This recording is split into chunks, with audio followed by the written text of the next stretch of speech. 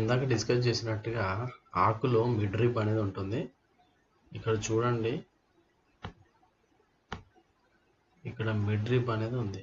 ఈ mid రిబ్కి side by side ఇటు కొన్ని వీన్స్ ఉన్నాయి, ఇటు కొన్ని వీన్స్ అనేటివి ఉన్నాయన్నమాట.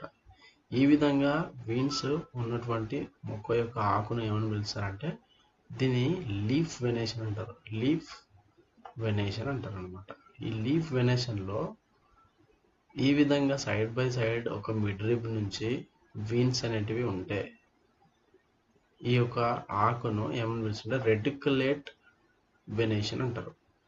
రెటిక్యులేట్ వెనేషన్ అంటే ఒక జాలం లాగా, ఒక నెట్వర్క్ లాగా ఇవి ఏర్పడి ఉంటాయి కాబట్టి, సైడ్ బై సైడ్ ఏర్పడి ఉంటాయి కాబట్టి దీన్ని రెటిక్యులేట్ వెనేషన్ అంటారు. అంటే జాలం కలిగినటువంటి ప్రసరణ అంటారన్నమాట.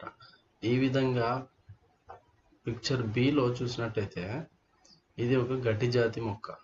గడ్డి జాతి మొక్కలో ఈ వెనేషన్ ఏ విధంగా ఉంటుందంటే ప్యారలల్ వెనేషన్ ఉంటుంది. ఇలాగా ప్యారలల్ ఉంటాయి, లోపల మిడ్ రిబ్ అనేది ఉంటుంది. బట్ ఈ వీన్స్ అనేటివి ఇలా ప్యారలల్గా ఉంటాయి అన్నమాట. సో దీన్ని ప్యారలల్ వెనేషన్ అంటాం.